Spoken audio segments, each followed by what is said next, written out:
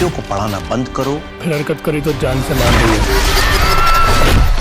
चलो एक बात तो समझ आ गई, ये युद्ध नहीं महायुद्ध है। जात की वर्ण व्यवस्था को हिला दिया है। मत छू, आपको पाप लगेगा। इनके आत्मसम्मान को जगाना चाहिए। आज तक किसी शूद्र ने ऐसा दुस्साहस नहीं किया। और ज्योतिबा को समझा, हमारी प्रथाओं में बाधा न डाले। क्या कर लोगे? देखते हैं कौन पहले थकता है, वो या हम। सब समान हो। The man with a mission, Jyotiba Phule. तो लड़कियों को पढ़ा के तुम क्रांति लाओगे? अरे क्रांति लाने का इतना ही शौक है तो देश के स्वतंत्रता संग्राम में जुड़ो।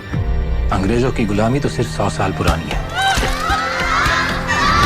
मैं जिस गुलामी से लोगों को स्वतंत्र करना चाहता हूँ वो 3000 साल पुरानी है। सत्यशोधक समाज। सबसे बड़ा उद्देश्य रहेगा कि किसी को शूद्र नहीं, दलित कहा जाए।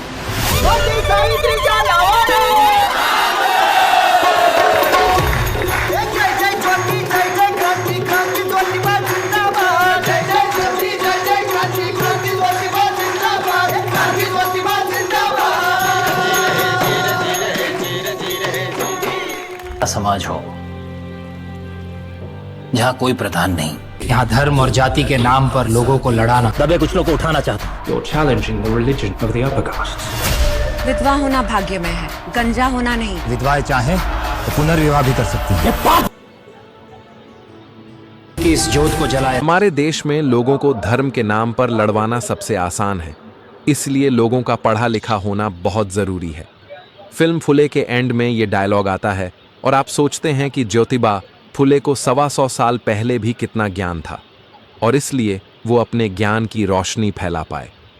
आज अगर आपकी बेटी पढ़ लिख पा रही है, आज अगर आपकी मम्मी, पत्नी और घर की महिलाएं पढ़ी लिखी हैं, तो उनसे पीछे उसी शख्स का हाथ है जिसकी कहानी ये फिल्म बताती है। फुले में लात घूंसों वाला एक्शन नहीं है, विचारों वाला एक्शन है। फुले में थ्रिल नहीं है, लेकिन जो है वो महसूस करना ज़रूरी है। फुले में वो कुछ नहीं है जो आज की फिल्मों में होता है, लेकिन इस फिल्म में सिनेमा की आत्मा है। ये फिल्म बताती है कि अच्छा सिनेमा जिंदा है। फुले जैसी फिल्में हमारे सिनेमा के लिए, हमारे समाज के लिए ज़रूरी हैं, क्योंकि ऐसी फिल्में ही बताती हैं कि हम जिंदा हैं। ये कहानी है महात्मा ज्योतिबा फुले और उनकी पत्नी सावित्री बाई फुले की। ज्योतिबा फुले ने समाज के खिलाफ जाकर पहले अपनी पत्नी को पढ़ाया और फिर समाज की लड़कियों को पढ़ाना शुरू किया। और ये सब उस दौर में हुआ जब लड़कियों को पढ़ाना पाप माना जाता था, जब हमारे समाज में बाल विवाह, विधवा का मुंडन कर देना और छुआछूत जैसी खराब प्रथाएं जिंदा थीं। समाज के एक बड़े तबके के विरोध के बावजूद उन्होंने ये कैसे किया? यही इस फिल्म की कहानी है जो आपको थिएटर जाकर हर हाल में देखनी चाहिए।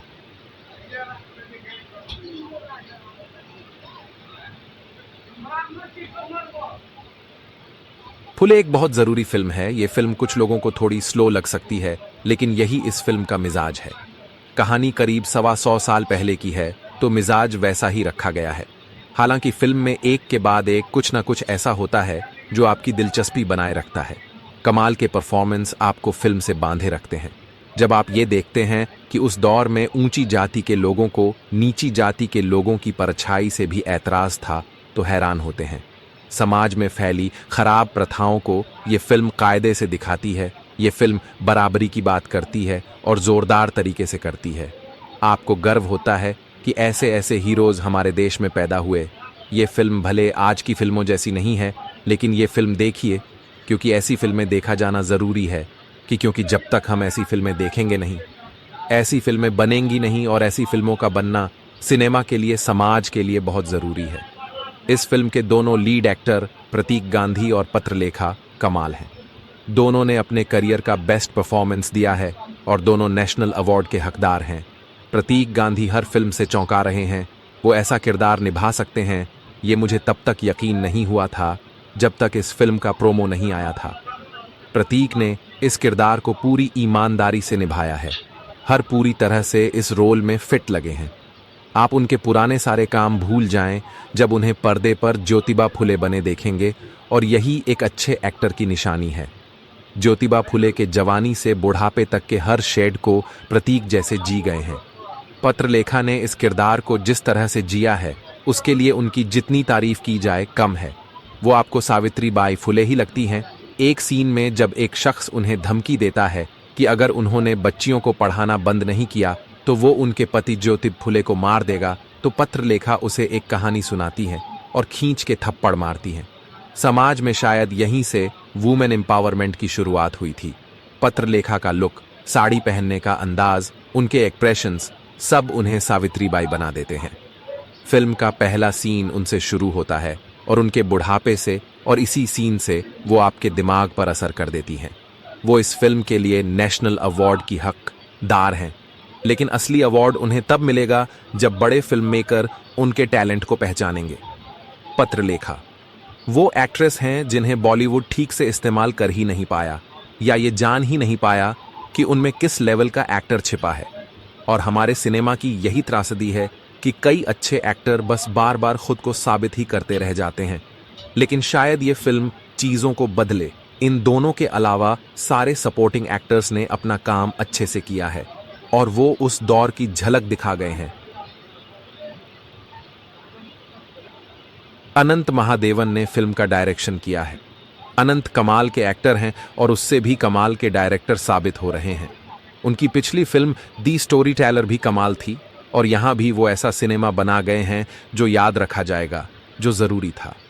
इस फिल्म को उन्होंने बैलेंस तरीके से बनाया है। इतना ज्ञान नहीं दिया कि आप बोर हो जाएं। जहां जो जरूरी है वो कहा गया है और सही तरीके से कह गया है। अनंत ने ही मुअज्जम बेग के साथ मिलकर ये फिल्म लिखी है। हमारा देश एक भावुक देश है। यहाँ धर्म और जाति के नाम पर लोगों को लड़ाना बड़ा ही सरल है। ये भविष्य में भी होगा। देश के महान समाज सुधारक महात्मा ज्योतिबा फुले की फिल्म फुले में की गई। यह भविष्यवाणी आज के दौर में और भी ज्यादा प्रासंगिक हो जाती है, जब धरती का स्वर्ग कहे जाने वाले कश्मीर में धर्म के नाम पर कई परिवार उजाड़ दिए जाते हैं। बेटियों की शिक्षा के लिए आज भी बेटी पढ़ाओ बेटी बचाओ मुहिम चलानी पड़ती है, और उच्च वर्ग नाराज ना हो जाए इसलिए फिल्म को सेंसर कर दिया जाता है। ज्योतिबा कहते हैं, बस क्रांति की यह ज्योति जलाए रखना। वह क्रांति जिसका बिगुल उन्होंने 18वीं सदी में फूंका था। फिल्म फुले ज्योतिबा के जीवन और विचारों को समर्पित वही क्रांति गीत है जिसे मेनस्ट्रीम सिनेमा